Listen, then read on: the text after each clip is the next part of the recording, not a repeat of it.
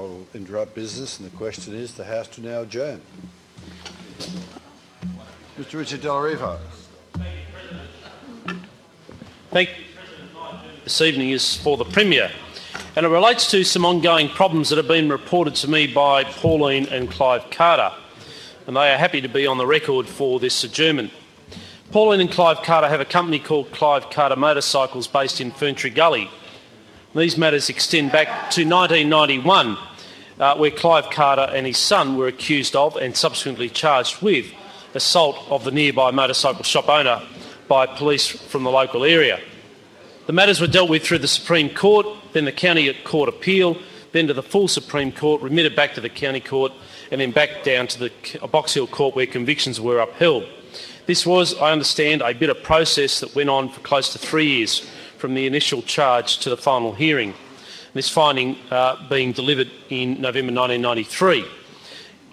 Only 1 month later, in December that same year, there was a search warrant executed on the shop premises where allegations of arson, theft, criminal damage and incitement to damage were laid against by the same local police. Carter's believed at the time this was retribution for pursuing the earlier matter.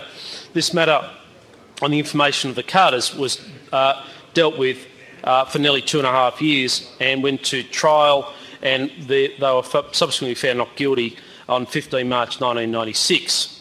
What was very concerning was what happened after Clive Carter was found not guilty. In December 1996, just 9 months after following his acquittal, there was an application made by the Department of Justice to have their LMCT licence removed. This matter was heard in 1997, and again a bitter processing occurred with the local police being involved. This matter was resolved in February 1998. In April 1998, the Carters' home was set alight in what was believed to be an arson attack, although it was understood the local police were not keen to pursue the matter. The Carters at this stage believed they had been threatened and decided to lay it low for a period. And they've been pursuing some form of process and justice for that whole period. It appears that they have been subject to a process that would be claimed as either intimidation or other activities. Now, I'm not that naive as a former policeman to believe that this doesn't occur, and I understand from the outset that the Carters have presented to me as hard-working people, for whatever reason appear to upset a group of people, which retribution has been swift and harsh.